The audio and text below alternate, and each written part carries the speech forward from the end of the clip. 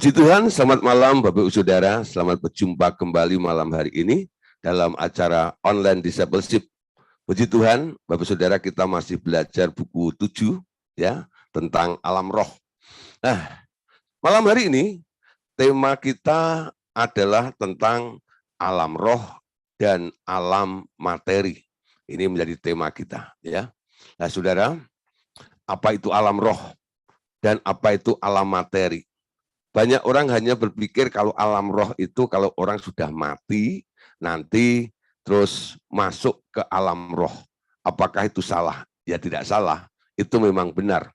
Tapi sebenarnya tentang alam roh itu bukan mencakup saja tentang tempat dari orang yang tadinya hidup di alam materi ini atau di bumi ini, lalu setelah mati tubuhnya hilang, lalu jiwanya sama rohnya pindah ke alam roh.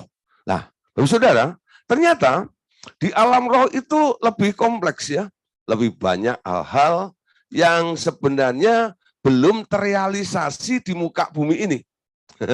Kenapa saya ngomong seperti ini? Ya, di alam roh ini sebenarnya lebih banyak hal-hal, lebih banyak perkara, lebih banyak materi-materi yang bentuknya masih roh yang belum terrealisasi ya di alam materi. Nanti Anda kaget ya. Waktu Anda di alam roh, ini belum pernah aku jumpai yang begini di bumi atau di alam materi ini. Kenapa bisa begitu? Saudara, untuk itu kita bisa memahami tentang prinsip ini lebih dahulu.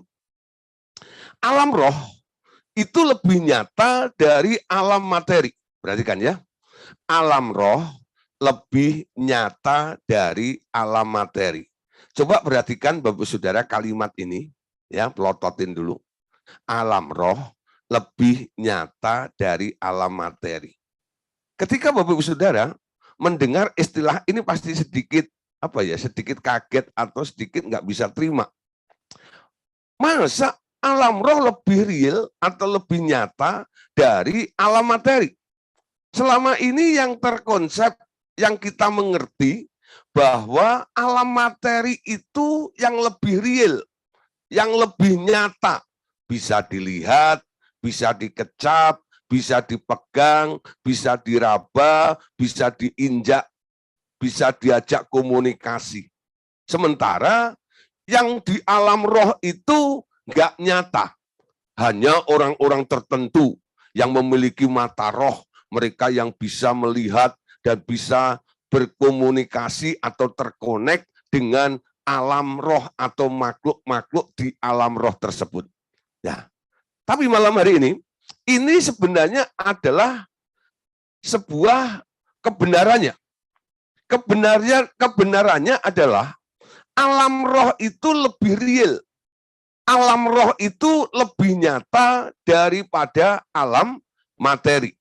Untuk hal ini, oleh sebab itu malam hari ini kita akan jelaskan kenapa alam roh itu lebih real daripada alam materi. Nah, di sini saudara permulaannya, asal muasalnya ya. Sejak manusia jatuh ke dalam dosa, dan manusia itu berada di bawah kutuk. Manusia itu terikat dengan bumi yang harus dipelihara, agar manusia beroleh makanan dari bumi. Kesadarannya sebagai makhluk rohani makin lenyap. Kesadaran akan alam roh itu mulai pudar dan manusia akhirnya menjadi makhluk yang materialistis, ya. Nah, akibatnya manusia menganggap alam materi itu lebih real daripada alam roh, ya. Sebaliknya, melalui firman-Nya kita sekarang tahu bahwa alam roh sebenarnya lebih real dari alam materi. Kebiasaan berpikir kita harus dibalik sekarang. Yang di alam roh itu lebih real karena yang di alam materi ini hanya bayangan dari yang ada di alam roh. Bapak Ibu Saudara, malam hari ini kita tahu ya, sejak manusia jatuh ke dalam dosa dan manusia itu berada di bawah kutuk. Anda tahu statementnya? Ketika manusia memakan buah pengetahuan baik dan jahat, lalu Allah turun, lalu menginterogasi manusia itu, mereka saling menyalahkan, ya, melempar kesalahan satu dengan yang lainnya, ya. Adam ditegur, dia lempar kepada Hawa. Hawa ditegur, dia lempar kepada ular, ya. Ular ditanya oleh Tuhan karena nggak ada lagi tempat untuk melemparkannya, jadi dia akhirnya menelan pel pahitnya. Ya, begitulah keadaannya. Tapi Anda tahu, tiga-tiganya kena kutuk, ya. Nah, untuk ular ada kutuknya sendiri. Dengan perutmu engkau akan menjalar, debu tanah akan menjadi makananmu. Wanita, perempuan, karena dia yang menjadi pelaku dosa, kutuknya banyak. Ada 6 kutub kalau Anda nanti pelajari. Ya. Nah, untuk Adam itu sebenarnya nggak dikutuk. Ya. Kenapa Adam nggak dikutuk? Itu ada pelajarannya tersendiri. Karena Adam itu adalah gambar daripada Allah Bapa. Ya, makanya dia nggak dikutuk. Tapi karena dia mendengarkan perkataan istrinya, Tuhan bilang, karena kamu mendengarkan perkataan istrimu, maka terkutuklah tanah. Perhatikan ya, yang dikutuk bukan Adam, yang dikutuk tanahnya. Nah, sekarang bicara tentang tanah. Ketika Allah itu ya menaruh Adam itu di bumi ini, dia memberikan otoritas kepada Adam untuk menguasai tanah dengan segala isinya. Termasuk yang ada di dalam, termasuk yang tumbuh, dan yang ada di atas tanah itu. Semua ada di bawah kuasa si Adam tersebut.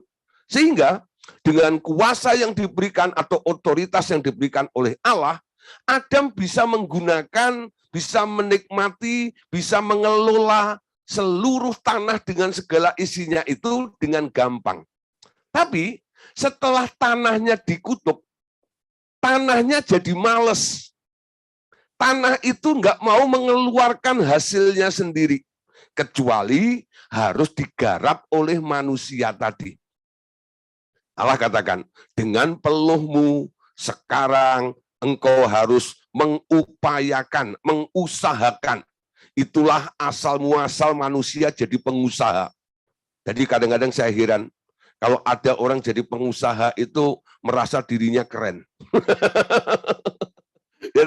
Nah, saudara, sebenarnya Allah pertama kali tidak menciptakan manusia untuk dijadikan seorang pengusaha.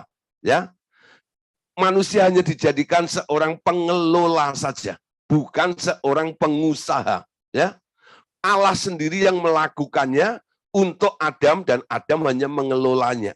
Tapi setelah tanahnya terkutuk, manusia sekarang jadi seorang pengusaha. Dengan peluhmu engkau akan mencari rezekimu. Nah, saudara, dengan susah payah, itu bahasa lainnya. Jadi ada 2 istilah ya. Dengan peluhmu atau dengan susah payah, engkau akan mencari rezekimu. Nggak heran, karena mencari sesuatu itu dengan berkeringat dan dengan susah sekali, manusia itu akhirnya jadi pelit, jadi egoistis. Ya, dia nggak suka untuk berbagi dengan cuma-cuma. Karena apa? Apa yang diraih, apa yang dihasilkan itu, dia dapatkan dengan meneteskan keringat yang banyak, dengan berpeluh, dengan bertenaga, dengan berusaha, dengan bersusah payah.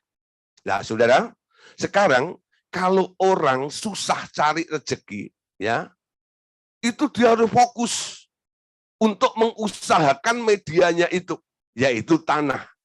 Gara-gara manusia sekarang harus mengusahakan tanah itu, fokusnya manusia sekarang kepada tanah. Jadi kalau bangun tidur, apa yang dipikirkan Adam ketika dia sudah jatuh dalam dosa? Dia mikirannya sawah. Ya, aku bangun tidur, ya, mandi, sarapan, lalu pergi ke sawah. Itu rutinitas. Sekarang itu ditiru oleh anak cucunya Adam ya. Bangun tidur, mandi, sarapan, pergi ke tempat kerja. Betul? Ya. Nah, polanya jadi seperti itu. Awalnya nggak begitu, saudara. Dulu sebelum manusia jadi pengusaha, sebelum tanahnya dikutuk, manusia itu kalau bangun ya, yang dipikirkan hanya Allah. Kapan Allah datang lagi? Aku mau kongko, aku mau ngobrol, aku mau dengar. Apalagi yang mau diajarkan oleh Allah kepadaku? Apa yang mau diberitahukan? Hal-hal apalagi yang mau diajarkan kepadaku? Ya, nah, tapi gara-gara manusia ini sudah jatuh dalam dosa dan ada di bawah yurisdiksi kutuk itu, sekarang setiap dia sadar matanya melek, ya, dia langsung sadar tentang materi. Lama-lama manusia mulai melupakan Tuhan yang adalah roh itu. Karena dia bergelut terus dengan materi, bergelut terus dengan materi. Ya, nah apa yang terjadi, saudara? Manusia mulai berpikir materi itu adalah hal yang real. Materi itu adalah hal yang nyata. Sedangkan alam roh itu adalah perkara yang tidak nyata. Sebenarnya awalnya nggak begitu ya. Dulu awalnya alam roh itu nyata. Tuhan itu nyata, hadir dengan Adam pada waktu itu. Tapi karena Adam meninggalkan Allah, lalu mulai sibuk dengan dunia itu, nah, dia kehilangan kesadaran akan alam roh. Lama-lama alam rohnya itu mulai kesadarannya tipis. Jadi sekarang apa yang dia rasakan, apa yang dia pikirkan sekarang adalah tentang materi-materi tersebut. Nah, generasi-generasi berikutnya karena mereka tidak tahu apa yang terjadi kepada dari engkongnya itu, ya, engkong Adam itu. Nah, sekarang dia hanya menerima warisan. Warisan apa? Bangun tidur, melek, makan, kerja. Bangun tidur, melek, makan, lihat sekitar Anda. Apa yang bisa diusahakan. Apa yang bisa menjadikan keuntungan. Ayo mulai. Ya. Nah, saudara, itu kan kadang-kadang arahan dari para motivator ya. Lihat sekelilingmu. Kalau Yesus berkata, lihat sekelilingmu, ladang sedang menguning ya. Siap untuk dituai, yang dimaksud jiwa-jiwa. Tapi sekarang kalau orang-orang ya yang menasihati Anda, lihat sekelilingmu. Apa yang bisa Anda petik, apa yang bisa Anda ambil untuk menguntungkan, menghasilkan sesuatu. Ambil itu. Ya, menjadi sebuah kesempatan. Lalu Anda mulai fokus. Nah, sebenarnya dengan dasar seperti itu menyadarkan adanya bahwa alam materi itu jauh lebih penting. Lihat, sadar tentang materi ini. Tentang Tuhan, ya nanti kalau ada, sisanya saja. Ya, nah saudara, malam hari ini, sekarang kita mulai ya kembali kepada pola dasarnya. Prinsip yang ditanam oleh Allah bukan itu. Alam roh adalah lebih real daripada alam materi. Amin. Nah, saudara, sekarang kita melihat kok bisa alam roh itu lebih real dari alam materi. Jadi yang lebih dulu siapa? Yang lebih dulu mana? Alam roh atau alam materinya? Jadi ini pertanyaan seperti pertanyaan ya, kadang-kadang ada ya orang bertanya, saya pernah ditanya sama seorang anak ya, anak kecil, dia tanya, om, gitu, ayam sama telur itu duluan mana? Bilang gitu ya. Wah, ya, ayam dan telur itu duluan mana? Ya, saya bilang duluan ayam. Oh, nggak bisa om, duluan telur. Gitu, nah, ayam dari mana? Ayam dari telur. Nah, saya tanya lagi, telur dari mana? Dari ayam. Saudara, ini kan nggak pernah ada kepastiannya ya. Ayam dan telur duluan mana? Coba saudara, kalau saya tanya ayam dan telur duluan mana? Kalau Anda menjawab telur, Anda salah. Ketika Allah menciptakan binatang, dia nggak ciptakan telur. Dia ciptakan ayam, lalu ayam bertelur, betul? Ya, ayamnya dulu. Ya, apa yang dilakukan oleh Allah itu dasarnya. Kalau sekarang Ya, memang ayam itu asalnya dari telur, tapi telur itu dulu asalnya dari ayam. Ayam yang lebih dulu, betul nggak? Nah, tapi kalau Anda nggak mengerti tentang penciptaan, taunya bahwa telur menetas jadi ayam, Anda berpikir salah. Telur lebih dulu daripada ayam, betul? Nah, saudara, kita lihat dalam kitab Ibrani, pasal 8, ayat 4 sampai ayat yang kelima. Ayat ini bukan bicara tentang ayam dan telur, saudara. Ya, Ibrani 8, ayat 4 sampai 5, dikatakan begini. Sekiranya ia di bumi ini, ia sama sekali tidak akan menjadi imam. Karena di sini telah ada orang-orang yang mempersembahkan persembahan menurut hukum Taurat. Pelayanan mereka adalah gambaran dan bayangan dari apa yang ada di surga. Sama seperti yang diberitahukan kepada Musa ketika ia hendak mendirikan kemah. Ingatlah, demikian firman-Nya, bahwa engkau membuat semuanya itu menurut contoh yang telah ditunjukkan kepadamu di atas gunung itu. Bapak Saudara, perhatikan di sini, sekiranya ia di bumi, ia di sini yang dimaksud adalah Tuhan Yesus. Ya, sekiranya Tuhan Yesus di bumi, Tuhan Yesus sama sekali tidak akan menjadi imam. Kenapa Tuhan Yesus tidak menjadi imam? Karena di bumi itu telah ada orang-orang yang mempersembahkan persembahan menurut hukum Taurat. Dulu diangkat dari keturunan Harun. Ya, nah pelayanan mereka, pelayanan keimaman itu, imamat daripada Harun itu adalah gambaran dan bayangan dari apa yang ada di surga, yang seperti yang diberitahukan kepada Musa. Ya, nah saudara, sebenarnya di alam roh di surga itu ada imam. Siapa imamnya yang ada di surga? Imamnya Tuhan Yesus. Tapi ketika Tuhan Yesus di muka bumi, Tuhan Yesus tidak memperkenalkan dirinya sebagai imam. Kenapa? Karena di bumi itu telah ditunjuk orang-orang dari suku tertentu, awalnya itu satu bangsa, namanya bangsa Israel itu mau dijadikan bangsa imam. Semuanya, 12 suku. Tapi karena gagal menyembah patung lembu emas, akhirnya yang diangkat jadi imam cuma satu suku, yaitu suku Lewi. Dan Harun jadi ketuanya, ya, ketua imam atau imam besarnya. Nah, saudara, pengangkatan ini ya itu sah bahwa sekarang ada imam yang ada di bumi ini. Ya. Nah, ketika Tuhan Yesus datang ke bumi, dia nggak jadi imam. Karena sudah ada yang jadi imam di bumi itu. Keimaman yang ada di bumi ini sebenarnya menggambarkan pekerjaan apa yang Tuhan Yesus lakukan sebagai imam ketika dia ada di surga.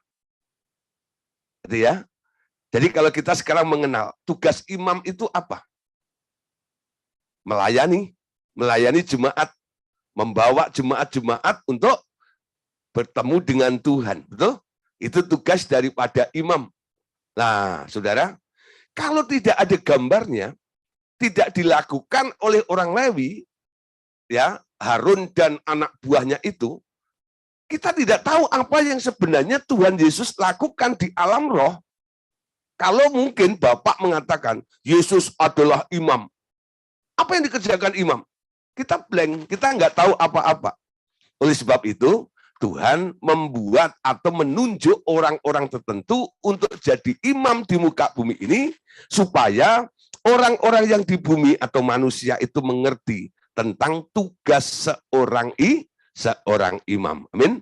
Jadi keimaman daripada Harun dan anak-anaknya itu sebenarnya gambar dari apa yang dilakukan oleh Tuhan Yesus di surga. Amin. Nah, begitu juga ketika Musa disuruh naik ke atas gunung Sinai. Tuhan memberitahu di sana, Musa, lihat sekarang apa yang aku tunjukkan ini. Lalu Musa mulai, oh, ada kemah, ya, dikatakan di situ, ada kemah di sana, kemah pertemuan. Ya. Jadi bait suci yang dibangun oleh Musa itu bukan gedung, tapi bentuknya kemah, ya. Jadi yang dilihat oleh Musa itu adalah kemah. Lalu Tuhan bilang, buat duplikatnya. Buat duplikatnya. 40 hari itu Musa pelototin, ya, apa yang ditunjukkan oleh Allah itu dia apalin semuanya. Ketika dia turun, dia ajak Bisalya dan Aholiab untuk membuat duplikatnya. Seperti apa yang ditunjukkan oleh Allah kepada Musa. Nah, saudara, Musa bilang kepada Aholiab dan Bisalya itu, ya, jangan sampai meleset. Karena apa? Kita sedang membuat gambar dari apa yang ada di alam roh. Ya. Jadi kemah pertemuan yang dibuat oleh Musa itu sebenarnya ada yang asli. Di surga itu ada yang modelnya seperti itu. Dan Musa pernah melihat. Lalu dibuat duplikatnya. Amin. Ya, jadi kemahnya itu gambar dari kemah yang ada di surga. Imamnya juga begitu. Imamnya juga gambar. Ya, fungsi gambar, tujuan, ya, membuat sebuah gambar untuk apa? Untuk menunjukkan aslinya, betul? Nah, supaya tahu, oh, di alam roh itu ada kemah seperti ini toh. Ada 3 bagian, ada halaman, ada ruang kudus, dan ada ruang maha kudus. Nah, saudara, nah di situ tidak berhentinya di situ saja. Kalau Anda lihat, ya, dalam Wahyu pasal 11 ayat yang ke-19. Maka terbukalah bait suci Allah yang di surga, dan kelihatan tabut perjanjiannya di dalam bait suci itu. Dan terjadilah kilat dan deru, guruh, dan gempa bumi, dan hujan des yang lebat. Saudara, ternyata peti grafirat atau tabut perjanjian itu sudah ada di alam roh juga. Musa suruh bikin duplikatnya. Ya, jadi ada peti yang terbuat dari emas. Nah, ini pengusungnya kayu penaga. Lalu di dalamnya ini ada 2 loh batu, ada tongkat Musa, dan ada mana. Nah, yang di atasnya ini ada 2 malaikat atau 2 kerub yang sayapnya saling bersentuhan. Nah, saudara, kalau yang ada di surga, sayapnya, malaikatnya asli ya. Malaikatnya asli ya. Tapi karena nggak ada malaikat di alam materi untuk dipasang oleh Musa, akhirnya Musa membuat duplikatnya atau patungnya. Ini yang sering orang tanyakan kepada saya, Pak. Tuhan itu kelihatannya mau menangnya sendiri ya. Di sisi lain, Tuhan itu memberikan 10 hukum Allah kepada manusia melalui Musa. Salah satunya adalah jangan membuat bagimu patung yang menyerupai apapun juga, baik yang di atas di langit, baik yang di bumi, dan yang di bawah di laut. Betul? Nah, sekarang ketika membuat tabut perjanjian itu, kenapa Musa bikin patung malaikat? Malaikatnya patung bukan? Patung enggak? Patung. Kok enggak melanggar? Anda lihat ya, segala sesuatu yang diperintahkan oleh Allah, bukan karena keinginan manusia itu di hadapan Allah tidak dianggap melanggar. Saya sering memberikan ilustrasi ya, peraturan dibuat supaya tertib. Contoh jalan, ada perboden ya, artinya Anda dilarang masuk. Karena kondisinya macet total gitu ya. Lalu untuk mengurai, polisi itu lalu mempersilahkan mobil-mobil untuk masuk jalan yang ada perbodennya itu. Mobil lewat situ semua, tapi nggak ditilang, betul? Kenapa nggak ditilang? Apakah tulisan perbodennya diangkat? Enggak. Tulisan perboden, gambar perbodennya itu tetap ada. Mobil-mobilnya tetap lalu lalang, tapi nggak ditilang. Kenapa?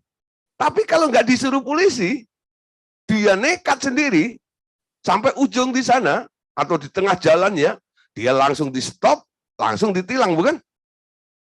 Jadi saudara, walaupun dia ada di daerah terlarang ini, tapi karena atas kehendak, atas izin, ada tujuannya, betul? Nah, tapi kalau keinginan Anda sendiri, itu nggak boleh. Ngerti ya? Nanti ini akan menjadi pertanyaan, ada beberapa hal. Ya, 2 kali Musa bikin patung. Patung malaikat yang disebut 2 kerub ini, lalu yang kedua ketika bangsa Israel dipakut ular itu, lalu Allah suruh membuat ular tembaga, betul? Ular tembaga itu patung nggak? Patung, patung binatang. Tapi Anda lihat, kenapa Tuhan suruh? Karena ini mengacu kepada nubuatan Tuhan Yesus. Kalau Anda melihat dalam Yohanes pasal 3, seperti Musa meninggikan ular, begitupun juga anak manusia harus ditinggikan di atas kayu salib itu. Amin. Masih dalam proyek atau rancangan Allah. Bisa menjawab ya? Kalau ada 2 pertanyaan itu tentang barang tumpas, patung, lah ini kok Musa membuat? Cara menjawabnya seperti apa yang saya ajarkan malam hari ini. Kalau mereka tidak bisa mengerti tentang kedaulatan Tuhan, ambil contoh Pak Polisi dengan perbeden itu loh, ya. Nah, melanggar tapi kok tidak ditilang. Kenapa? Karena ada tujuan untuk mengurai jalan supaya lancar tadi itu. Amin. Nah, Bapak Saudara kembali di sini. Ternyata apa yang dibuat oleh Musa itu ada. Di sana ada peti juga. Peti grafirat ini ada. Ya. Walaupun di sana asli malaikatnya, di sini cuman patungnya, ya. Tapi ada maknanya semuanya itu. Lalu kalau kita membahas tentang tabernakel, Anda akan tahu tentang arti daripada tabut perjanjian itu. Tabut perjanjian itu adalah lambang kehadiran Allah. Ketika bangsa Israel berperang, kalau dia berjalan, selalu dipimpin oleh tabut itu, betul? Kalau dia jalan, tabutnya di depan. Imam-imam yang membawa tabut itu berjalan di depan rakyat.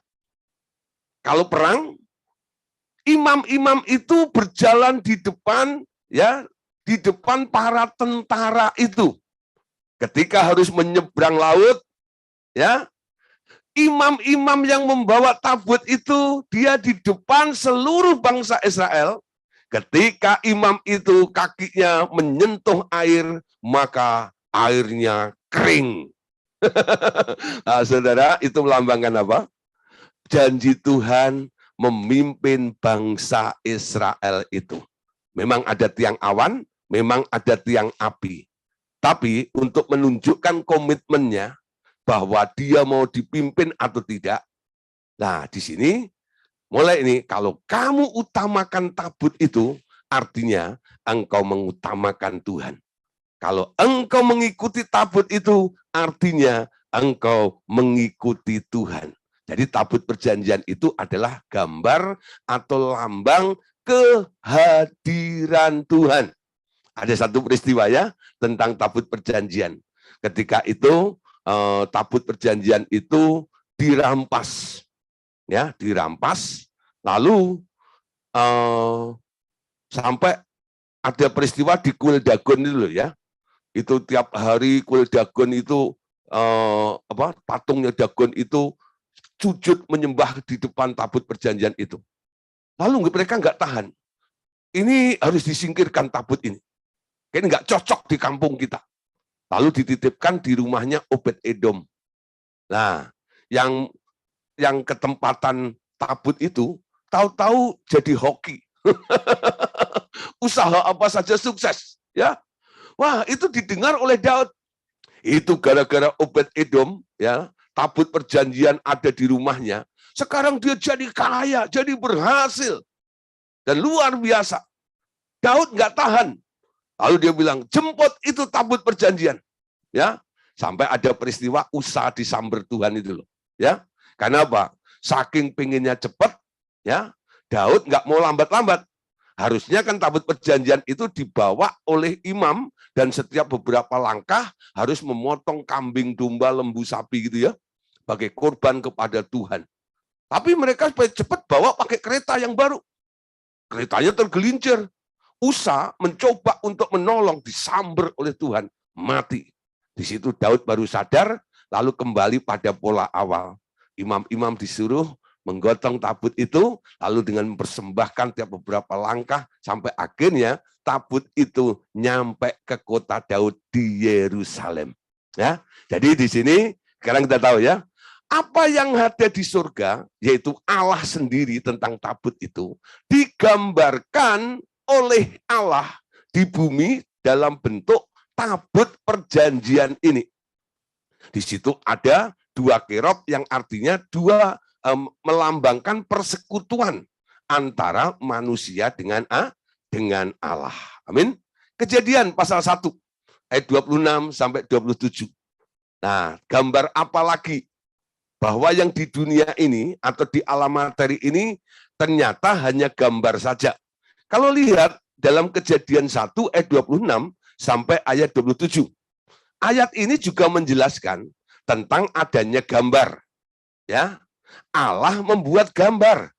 Berfirmanlah Allah, baiklah kita menjadikan manusia menurut gambar dan rupa kita, supaya mereka berkuasa atas ikan-ikan di laut dan burung-burung di udara dan atas ternak dan atas seluruh bumi dan atas segala binatang melata yang merayap di bumi. Maka Allah menciptakan manusia itu menurut gambarnya. Berarti kan? Menurut gambarnya. Menurut gambar Allah diciptakannya dia, laki-laki dan perempuan. Diciptakannya mereka. Jadi ketika Allah itu berencana membuat manusia, Allah bikin conference. Ya, Bapa, Tuhan Yesus dan Roh Kudus, mereka bermusyawarah. Makanya dikatakan marilah kita.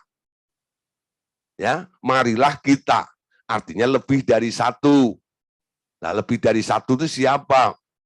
Di situ adalah Allah Bapa, Tuhan Yesus dan Roh Kudus. Ada yang enggak terima, dia bilang itu bukan Allah Bapa, Tuhan Yesus dan Roh Kudus. Karena Allah Bapa, Tuhan Yesus dan Roh Kudus kan satu. Ya, yang lainnya itu pasti malaikat-malaikat atau makhluk-makhluk roh. Tapi kalau saya kejar ayatnya mana, mereka tidak bisa menunjukkan. Tapi saya berani menjelaskan bahwa itu adalah Allah Bapa, Tuhan Yesus, dan Roh Kudus. Kita lihat dari hasil dan rencananya ketika membuat manusia. Marilah kita membuat manusia menurut rupa dan gambar kita, maka dijadikanlah manusia itu menurut gambarnya laki-laki dan perempuan. Ayat selanjutnya kalau Anda baca, lalu diberkati supaya beranak cucu. Sebenarnya Allah sedang membuat apa? Sedang membuat apa?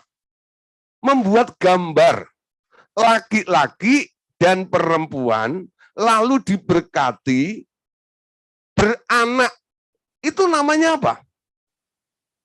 Laki-laki dan perempuan diberkati lalu beranak, itu namanya apa?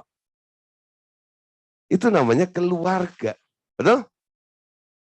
Namanya keluarga. Ada laki-laki, ya, ketemu perempuan, lalu diberkati, ya. Lah, teng teng teng teng, teng teng teng teng, teng teng teng teng, teng teng teng teng teng, jangan ting ting ting, gitu lah, teng teng teng. Ya, kalau di Jawa nggak begitu ya, tung tung nek tung tung cekling gitu ya. Nah, mantene ditemok nih lah gitu ya. Nah, laki-laki dari kampung seberang gitu temu di sini. Wah, ramai itu ya. Nah, ada yang nganter gitu. Nah, berbagai ragam cara mereka melakukan peresmian supaya kedua orang ini sah menjadi suami istri.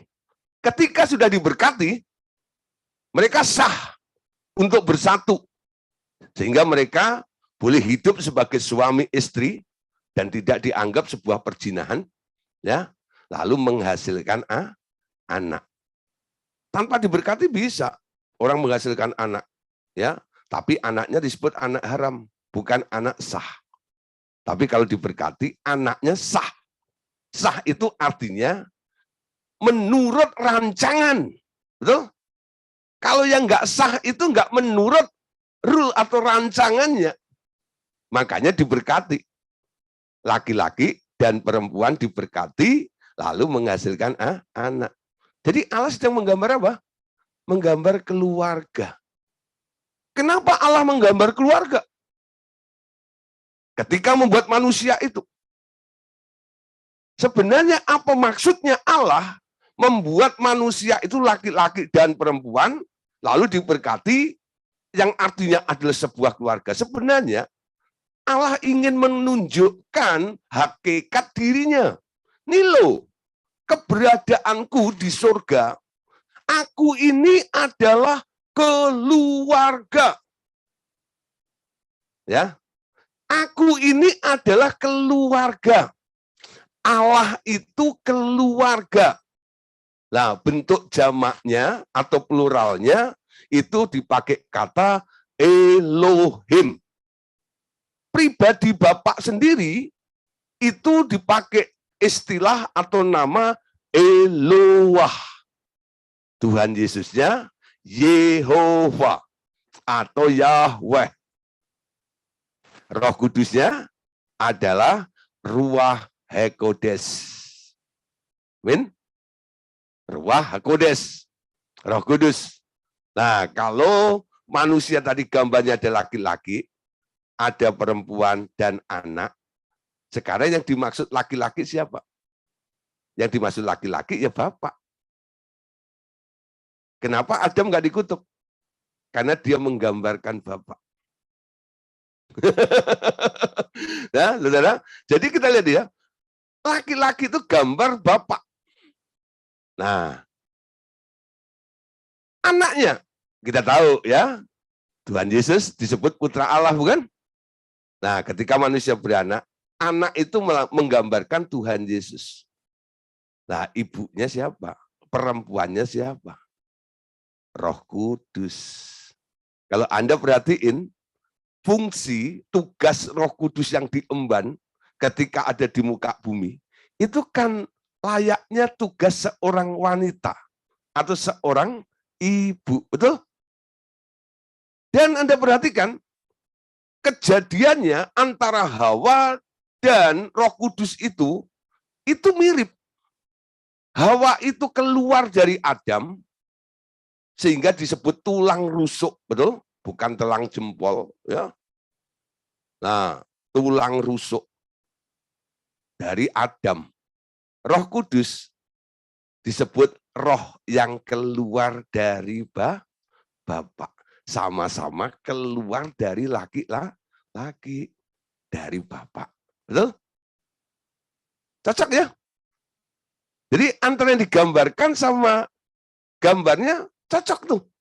Kejadiannya, prosesnya, fungsinya, semuanya mirip semuanya. Memang ketika Allah menggambar itu, dia sudah berpikir dengan bijaksana tentang manusia itu. Ya. Nah, saudara, sekarang kita perhatikan kenapa perempuan sering disebut sebagai penolong. Ketika Tuhan Yesus memperkenalkan Roh Kudus kepada manusia, apa yang dikatakan Tuhan Yesus kepada manusia? Dia katakan, sebentar lagi aku akan pergi kepada Bapa. Tapi jangan sedih. Aku akan memintakan kepada Bapa penolong yang lain, bro. Penolong yang lain, yaitu Roh Kudus. Ketika Allah memberikan perempuan itu kepada manusia, Allah bilang apa? Adam, dengar, ini penolongmu, betul? Sama ya, tugas, fungsi, ya, predikatnya semua sama. Itu gambar. Alangkah lucunya, Bapak Saudara, satu kali mungkin Anda itu berdiri di depan cermin, mengacak di depan situ, dan ternyata orang yang di dalam itu gambarnya nggak mirip dengan Anda. Kira-kira Anda kaget nggak? Ya, rambut Anda pendek gitu ya, poni gitu, kayak Desi Ratnasari. Ya. Ya, umpama begitu ya. Nah, terus tahu-tahu saudara, ketika Anda mengaca gitu, tahu ada kumisnya gitu ya. Nah, matanya blok gitu ya. Terus rambutnya jabrik gitu loh. Padahal Anda nggak begitu. Anda kaget nggak kira-kira? Ya, nah, saudara, itu kan aneh, betul? Gambar itu ada kemiripan, ada kesamaan. Jadi kalau kita menggambarkan, mengerti pengertiannya boleh kita tarik seperti ini, dan ada penjelasannya, ada kesamaannya, ada kemiripannya. Nah, di sini lebih baik mana? Orang yang menafsirkan tentang Allah, tapi kalau dikejar, itu Allah berapat dengan siapa itu.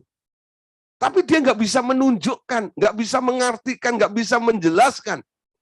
Tapi dengan hikmat Roh Kudus, malam hari ini Bapak Saudara, kita boleh menarik pengertiannya, betul? Ada pengertiannya. Ternyata manusia itu gambarnya Allah. Amin. Nah, malam hari ini Bapak Ibu Saudara sadar, sekeren-keren apapun Anda itu cuman gambar. Betul? Nah, kalau ada gambar bisa bergerak itu namanya apa? Lu? Nah, kalau ada gambar bisa bergerak namanya apa? Animasi. Kartun. Nah, kalau orang Jawa bilang wayang, betul? Nah, yang dikendalikan oleh si dalang. Hidupmu itu dikendalikan oleh sang penciptamu itu loh. Karena kita ini sebenarnya hanya gambar, betul? Kalau ada orang sombong sekali, dia nggak nyadar. Sebenarnya Pak Dalang itu menunjukkan, nih loh kamu. Mungkin hari ini kamu sedang menampilkan dirimu sebagai mungkin Brotoseno, atau Gatot Koco, Buto Cakil, Sopo, dan sebagainya gitu ya. Nah, itu kan gambar, betul nggak? Orang nonton wayang itu sebenarnya bukan di belakangnya dalang, bukan ya? Itu di belakangnya layar itu loh. Disorot dengan lampu, disinar itu, lah nanti bayangannya itu. Tapi kalau Anda lihat dari belakangnya dalang, itu kebalik nantinya, betul nggak ya? Anda lihat ya? Jadi sebenarnya wayang itu seperti itu loh, gambar saja. Dengan Anda menyadari bahwa Anda hanya sebuah gambar. Sekarang kita mengerti, antara Anda dengan Allah, siapa yang lebih penting? Lebih penting aslinya atau gambarnya? Lebih penting aslinya atau gambarnya? Tuhan lebih penting ya. Kalau tanda orang Tuhan itu lebih penting, itu enggak? Apa tandanya?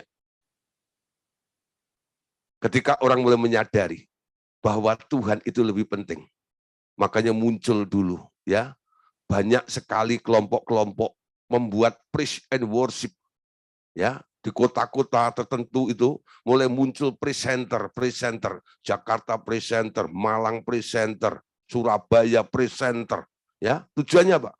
Presenter, senternya, pusatnya kepada Tuhan. Itu tujuannya dulu. Karena dia mulai menyadari Tuhan itu lebih penting daripada saya. Nah, gereja kadang-kadang mengajarkan ya, tanpa disadari, mereka mengajarkan kepada jemaatnya bahwa kita ini penting. Ya? Makanya kita nuntut terus dengan Tuhan. Tuhan perhatiin saya ya. Nah, kalau Anda penuh dengan tuntutan terus, itu artinya Anda sedang berpikir Anda lebih penting daripada Tuhan. Amin? Siapa lebih penting? Tuhan atau Anda? Anda cuma gambar. Tuhan itu aslinya. Amin. Nah, saudara ya.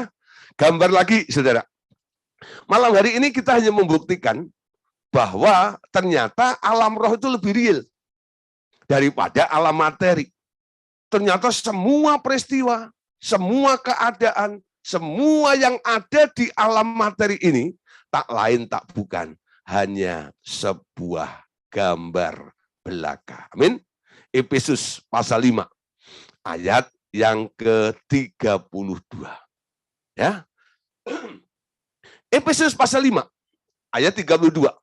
Rahasia ini besar, tetapi yang aku maksudkan ialah hubungan Kristus dan jemaat. Sekali lagi, rahasia ini besar, tetapi yang aku maksudkan ialah hubungan Kristus dan jemaat. Apa yang dimaksud oleh Paulus ini? Paulus sedang berbicara tentang sebuah perkawinan. Ya. Tentang perkawinan. Dalam perkara perkawinan ini, Paulus mengatakan, dalam perkawinan ini ada rahasia yang sangat besar. Rahasia apa? Ya, rahasia apa? Ternyata orang menikah itu menggambarkan hubungan antara Kristus dengan jemaatnya. Laki-laki akan mewakili sebagai Kristus, istrinya akan mewakili sebagai jemaat. Coba Anda lihat arahan daripada Paulus tentang suami-suami. Hei suami-suami, kasihilah istrimu seperti Kristus mengasihi jemaatnya. Betul? Hei istri-istri, tunduklah kepada suamimu seperti kepada Tuhan. Betul? Jadi cara memandang seperti itu. Memandang istri seperti Kristus memandang jemaat. Ya. Istri memandang suami seperti jemaat memandang kepada Tuhan, tunduk kepada Tuhan. Ya. Lah Pak, tapi suami saya bukan Tuhan. Tuhan itu kan baik, selalu kasih duit. Suami saya enggak. Apakah aku pantas tunduk dengan dia? Apapun keberadaannya, kondisinya, Anda harus tunduk. Karena orang menikah itu tidak ada unsur paksaan, betul? Ini kan bukan zaman Siti Nurbaya. Ini zamannya Siti Aminah.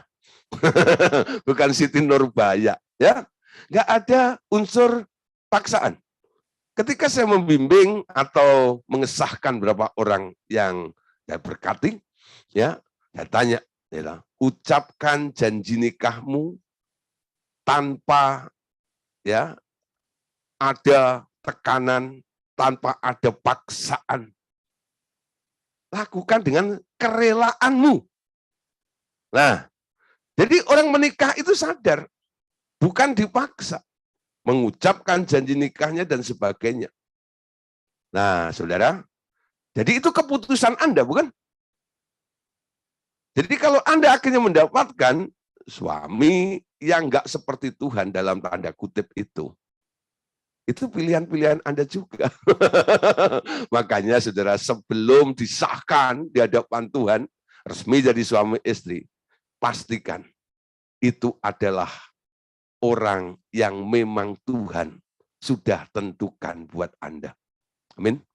Karena tentang perjodohan atau suami istri, itu adalah hak prerogatifnya Allah. Allah lah yang mempertemukan laki-laki dan perempuan itu. Enggak peduli perempuannya ada di atas gunung, ya. Nah, lakinya lagi berlayar di laut, ya. Nah, saudara, masa kalah garam di laut dan asam di gunung ketemu di dapur, betul? Membuat masakan jadi haucek enak. Diulek jadi satu gitu. Nah, itu kalau Tuhan yang mempersatukan, mempertemukan. Memang itu rencana Allah di dalam sebuah perkawinan itu. Dalam perkawinan, itu Anda sedang membangun, menunjukkan, ini loh, gambar daripada hubungan Kristus dengan jemaatnya. Hubungannya harusnya indah ya, harmonis dan sebagainya. Nah, saudara, ada beberapa orang kadang-kadang ya gagal dalam perkawinannya. Lalu dia pikir, Pak, boleh nggak Pak ganti pasangan? Ini nggak cocok yang ini. Saya bilang nggak boleh, saya bilang gitu. Lah, kecuali mati. Ya udah kalau kita pateni itu. Oh, nggak boleh. Gara-gara Firman hanya bilang ya boleh nikah lagi kalau meninggal gitu loh. Lalu dibuat supaya dia mati. Nggak boleh. Nah, terima dia, tapi nggak tahan Pak, dan sebagainya. Akhirnya ada yang sampai cerai, pisah. Ketika mereka mulai sendiri, segala macam gini, Pak, apa yang harus saya lakukan? Ya, tetap pikirannya pengen kawin, ya. Apalagi perempuan tuh masih muda, kadang-kadang ya, ada beberapa orang, kamu tuh masih muda, masih banyak yang mau sama kamu gitu. Nah, akhirnya saya bilang gini, dah, ya, kawin itu ya nggak ada yang abadi di dunia ini, saya bilang. Nikah itu nggak ada yang abadi di dunia ini. Ada orang ulang tahun pernikahannya, kalau 25 tahun disebut perkawinan perak. Nanti 50 tahun gold, emas, ya. Lalu nanti kalau 75 tahun diamond, ya. Ada yang ulang tahun sampai yang perkawinan 100 tahun ada nggak? Belum pernah menemukan saya, ya. Yang menikah yang diamond saya pernah menemukan, ya. Saya menghadiri, ternyata usianya itu udah hampir 100 dua-duanya, ya. Nah, mereka menikahnya masih belasan tahun itu. Jadi sampai 75, ya, pernikahan mereka. Tapi nggak ada yang sampai 100 tahun ya. Nah, di sini menunjukkan pernikahan manusia itu nggak abadi. Gambar itu sifatnya temporer. Gambar itu sifatnya sementara. Tapi ada perkawinan yang abadi, yaitu hubungan Kristus dan jemaat. Perkawinan antara gereja dengan Tuhan Yesus. Jadi ketika kita diizinkan boleh menikah di dunia ini, anggap aja ini hanya sebuah pembelajaran. Ya, punya pengalaman. Nanti kalau nikah sama Tuhan Yesus nggak sedikit kagok gitu loh. Gitu loh. Pernah ngalami. Ya, nah saudara, tapi kalau yang memang ditentukan atau memang mengambil sikap nggak menikah, ya fokuskan diri Anda dengan Tuhan aja, persiapkan dirimu untuk langsung menikah dengan Tuhan. Seperti itu. Karena kalau Anda merasakan hanya mengurusi pernikahan-pernikahan yang ada di muka bumi dalam kondisi yang kacau balau seperti itu tuh, nggak akan ada habisnya. Arahkan hidupmu, ya. Kalau toh hari ini Anda bisa menikah dan hubungan Anda harmonis, baik dan nikmati aja, betul nggak? Karena apa? Ini juga nggak akan lama. Nanti kalau satu meninggal, hilang, betul nggak ya? Dan nggak ada lagi. Hanya sebuah gambar. Amin. Pada real ya. Ada lakinya, ada perempuannya, ada punya anak dan sebagainya. Tapi ada yang lebih real. Real artinya lebih abadi, lebih kekal daripada apa yang sedang Anda jalani hari ini.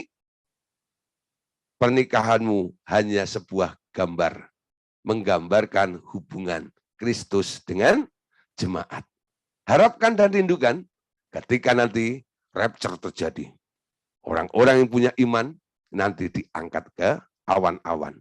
Disitulah Anda ketemu dengan sang mempelai itu.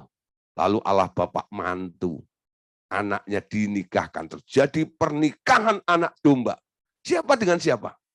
Anda dengan Tuhan Yesus. Amin.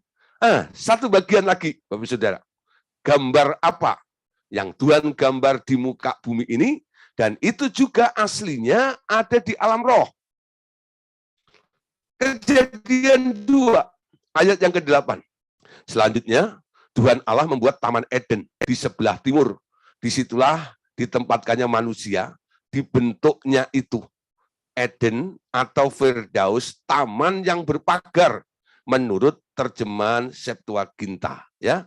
Nah, jadi ada namanya Taman Eden, ya, atau Taman Firdaus. Kalau Anda lihat Wahyu 2 ayat 7, ini sesuatu yang dilihat oleh Rasul Yohanes ketika dia ada di Pulau Patmos. Ketika dia di Pulau Patmos, Tuhan menunjukkan adanya sebuah taman yang dijanjikannya bagi siapa yang menang. Siapa bertelinga, hendaklah ia mendengarkan apa yang dikatakan Roh kepada jemaat-jemaat. Barang siapa menang, dia akan kuberi makan dari pohon kehidupan yang ada di Taman Firdaus Allah. Bapak-Ibu Saudara, dari Kejadian 2 ayat 6, dan Wahyu pasal 2 ayat yang ke-7, di sini ada taman namanya Firdaus atau Taman Eden, ya. Nah, Taman Eden itu terjemahan Septuaginta itu artinya Firdaus juga, ya. Yang ada di bumi itu lebih beken, lebih terkenal dengan istilah Eden. Tapi yang ada di alam roh itu lebih terkenal dengan istilah Firdaus. Nah, gitu ya. Eden sama Firdaus itu nggak ada beda. Itu sama. Anda mengenal tentang Eden, itu ketika Adam ditaruh oleh Allah di satu taman. Nah, apakah Eden itu masih ada? Kalau melihat Eden itu dibatasi oleh 4 sungai, Tigris, Sihon, Gihon, dan Efrat itu ternyata adanya di Mesopotamia atau Irak sana. Di sana masih ada sungai itu. Masih ada sungai Tigris. Masih ada sungai Efrat di sana. Ya, ada Gihon, Sihon masih ada di situ. Kira-kira taman itu waktu dulu ada, dibangun oleh Allah menjadi materi di alam materi ini, itu adanya posisinya di Mesopotamia atau di Irak. Ya. Nah, ternyata di alam roh itu ada namanya taman juga. Taman Firdaus. Anda ingat ketika Tuhan Yesus disalib, ada penjahat di sebelahnya. Yang satu menghina Tuhan Yesus. Ya. Tapi yang satu marahin temannya, kamu nggak pantas ngomong begitu. Kalau kita penjahat ini, ya, kita disalib karena kita penjahat kelas kakap. Tapi siapa Yesus itu? Dia selalu berbuat baik, ya. Dia selalu menyembuhkan orang sakit, membangkitkan orang mati, difitnah, akhirnya disalibkan di sini. Lalu penjahat yang mengakui Tuhan yang baik ini, dia mohon, Tuhan, ingat aku ya. Lalu Tuhan bilang apa? Hari ini juga engkau bersama-sama dengan aku di Firdaus. Ya. Firdaus. Anda tahu ya? Firdaus. Apa yang dijanjikan Yesus? Apakah ada tempat yang di muka bumi itu namanya Firdaus? Bukan pelawak itu, bukan, ya. Firdaus. Nah, apakah ada tempat namanya Firdaus? Enggak. Karena Tuhan Yesus tahu bahwa penjahat ini sebentar lagi mati. Mati meninggalkan dunia, masuk alam roh. Ketika penjahat ini masuk alam roh, tempatnya nanti yang diberi oleh Tuhan Yesus adalah satu tempat namanya Firdaus. Ternyata saudara, orang mati itu ya ada 2 tempat. Yang percaya kepada Tuhan Yesus nanti akan dikumpulkan di satu taman. Namanya Taman Firdaus. Tapi yang mati di luar Tuhan nanti akan dilempar ke Hades. Hades itu bukan neraka.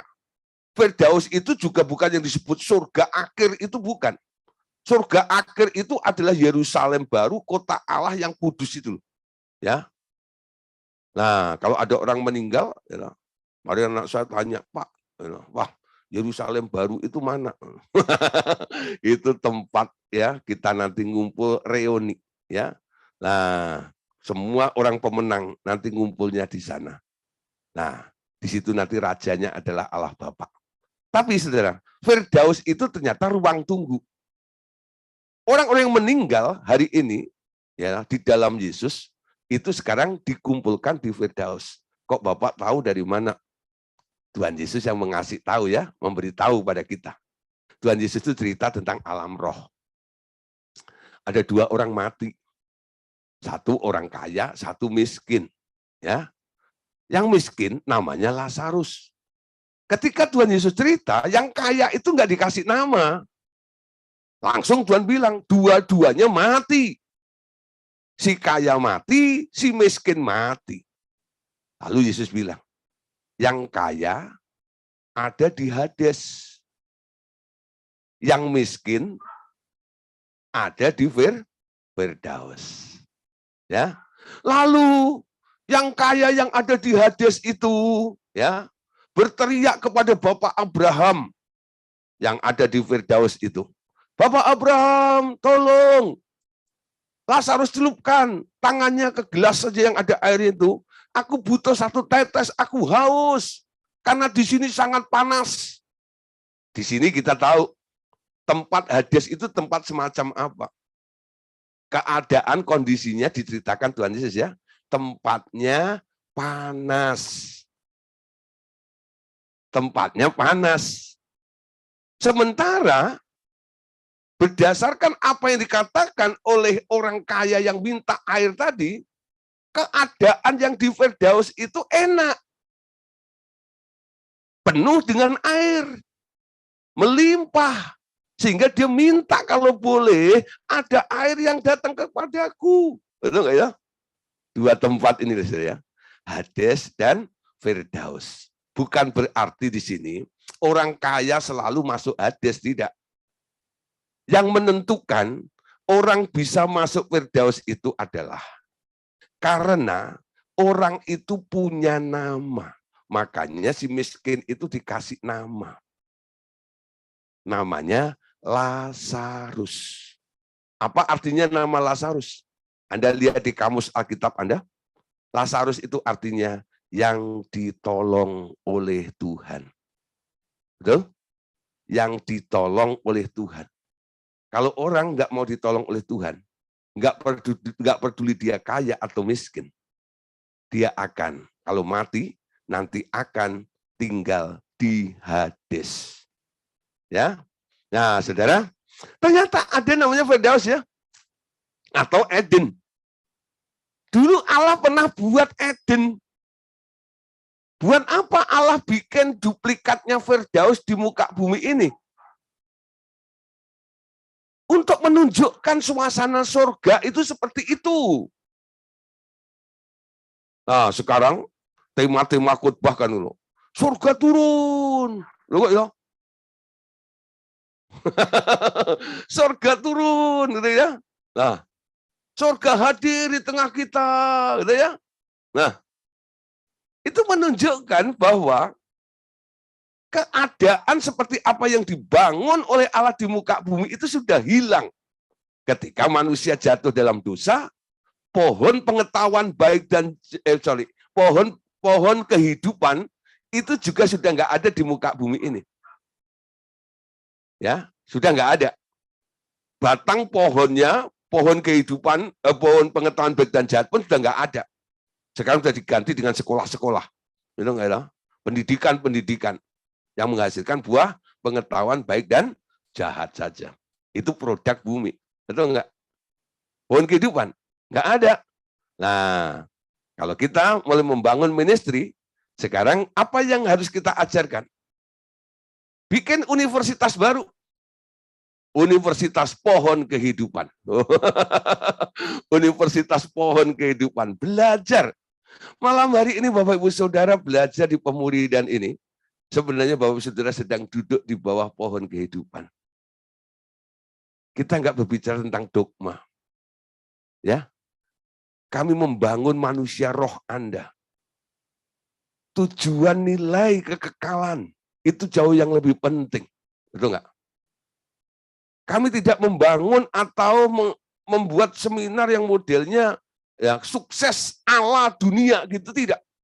Bagaimana menjadi kaya? Enggak. Tapi bagaimana kita hidup berkenan kepada Tuhan dan bisa menghadirkan surga di muka bumi itu bagaimana? Harus mulai bertumbuh dalam kehidupan kita ini. Malam hari ini kita sampai di sini ya. Jadi pelajaran kita malam hari ini menunjukkan alam roh lebih real daripada alam materi. Semua yang pernah ada di alam materi ini ternyata dulu sudah ada di alam roh. Ya, boleh diubah ya. Mana yang lebih real? Alam roh atau alam materi? Pak, tapi kan nggak kelihatan. Mana yang lebih dulu?